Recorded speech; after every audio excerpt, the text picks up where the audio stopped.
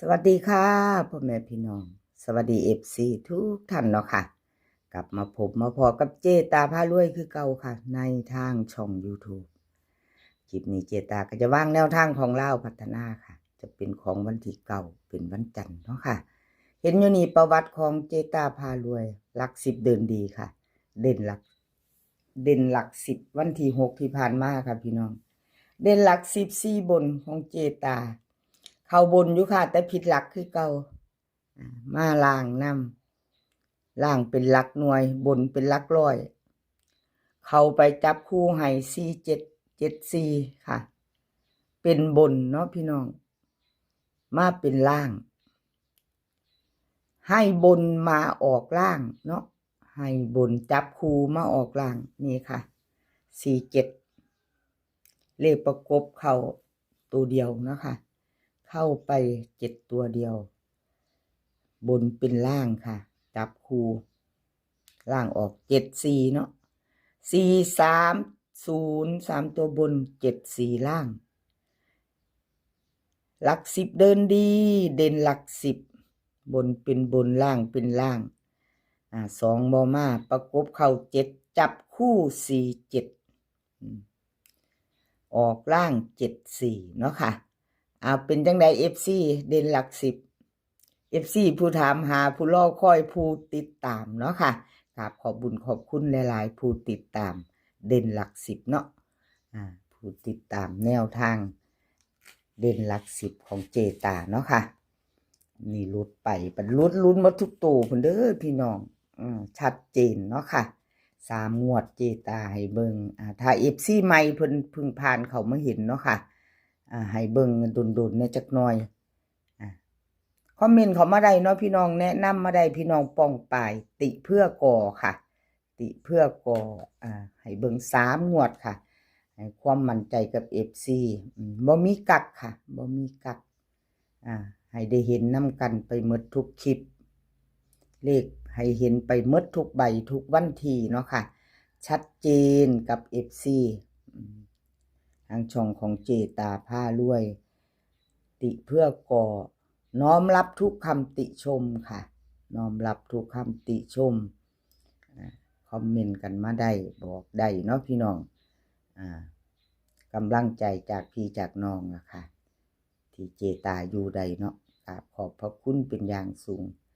เอามาตามไม้ไปต่อค่ะไปต่อเจตาพารวย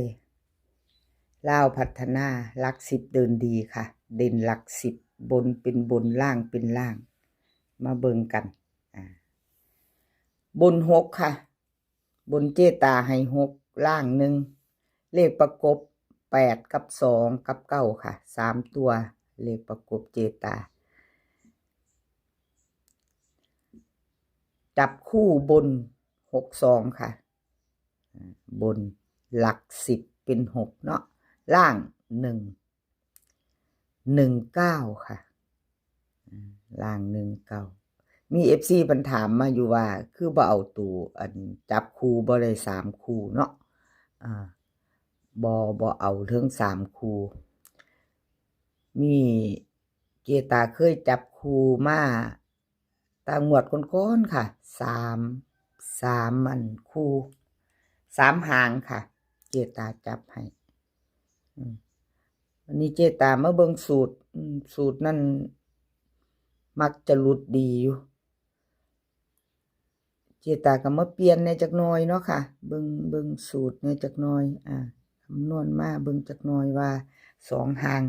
3ตัวเอาบ่ครบนะพี่น้องFC เพิ่นว่าเจตาคือเว้าตัวนั้นเอาที่เฮาชอบเด้อ FC เบิ่งเอาเองจับเอาค่ะจับเอาเนาะเลขประกบเอาที่เราชอบเนาะค่ะเจตาก็บ่จับให้หลายเอาที่นี่ล่ะสูตรของเจตาล่ะค่ะเฮามักตัวใดเฮาก็จัดเอาชอบก็จัดขัดก็ผ่านเนาะค่ะเลขประกบ829จับคู่ให้62กับ19ค่ะ2หางเจตาจับให้เนาะเอาไปพิจารณากันค่ะแคปหน้าจอชอบก็จัดขัดก็ผ่านเนาะค่ะชอบก็จัดไปเอาที่เฮามักเฮาชอบหลัก10เดินดีค่ะ ลงให้ก่อน2 มื้อเนาะค่ะ2 มื้อ3 มื้อเจตาลงให้ก่อนเลย FC บ่ได้ต้องรอคอยนานโดนบ่ต้องได้ถามหาเนาะพี่น้อง FC ใหม่ถ้าเข้ามาติดตามเนาะมักแนวทางเดียวกันก็อย่าลืมกดกระดิ่งแจ้งเตือนค่ะถ้าชอบคลิปนี้เนาะแนวทางเดียวกันทางช่องของเจตาพารวยก็อย่าลืมกดกระดิ่งแจ้งเตือนไว้เด้อค่ะคันกดติดตามแล้วเนาะถ้าชอบถ้าบ่ชอบก็ผ่านไป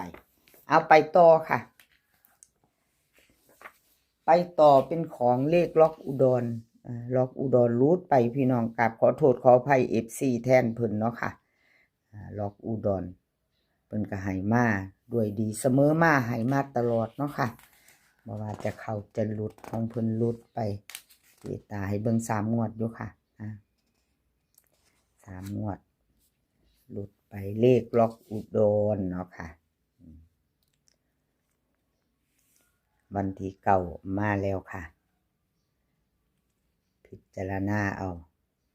ครับขอบบุญขอบคุณเลขล็อกอุดรค่ะที่ให้แนวทางมาวางทางช่องของเจตาเนาะ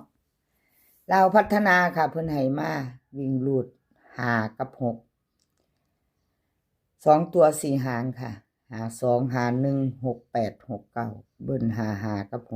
66 3 ตัวค่ะ651 652 668วิ่งรูดค่ะเพิ่นให้5ร่องค่ะเด่น6รอง5 2 ตัว52กับ68ค่ะเพิ่นเน้นให้2 หาง3 ตัวหางเดียวค่ะ652ไผจะไปต่อแคปหน้าจอค่ะเลขทุกตัวเอามาวางเพื่อเป็นแนวทางค่ะโปรดใช้วิจารณญาณในการรับชมเป็นอย่างสูงค่ะ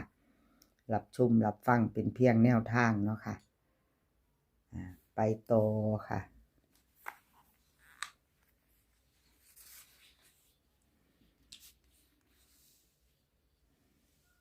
ไปต่อเป็นของอเพชรอเพชรเป็นจังไดเนาะเจ้าอเพชรช่วงนี้อเพชรก็หลุดไปอยู่เนาะค่ะพี่น้องทิมห่างขอโทษขออภัยแทนอเพชรเนาะค่ะเพิ่นก็เข้าไปแต่วิ่งหลุดอเพชรหลุดไปเนาะค่ะลาวพัฒนาออก430บน3 ตัว74ล่าง2 ตัวหลุดวิ่งหลุดเนาะค่ะบ่เดินบ่เข้าบ่มาเก่าหลุดไปใหม่มานะคะมาแล้ววันที่9มาลุ้นกันใหม่เนาะค่ะลุ้นกันใหม่เจตาเป็นกำลังแรงใจให้คือเก่าค่ะเป็นกำลังใจให้กันเหมือนเดิมเนาะเป็นกำลังใจให้คือเก่าแล้วก็ FC ผู้เพิ่นใจดี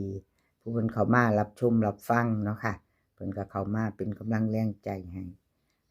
เพิ่นก็ว่าเขามาเบิ่งเจตาอ่านไปว่า เบิ่งให้เพลิดเพลินไปของเซียนผู้นั้นของเซียนผู้นี้เนาะพี่น้อง เขามารับชมรับฟังเบิ่งเพลินไปเบิ่งของผู้นั้นแล้วก็เบิ่งของผู้นี้ไปเนาะกราบขอบพระคุณเป็นอย่างสูงค่ะมาฟังมาเบิ่งไปนำกันบัดละลาวพัฒนาของอเพชรค่ะวิ่งรูดเพิ่นให้มา7 กับ 3 7 กับ 3 2 ตัว4 หางค่ะ71 72 35 36เบิ้ล77 33 3 ตัว3 หางค่ะ736 372 771ค่ะ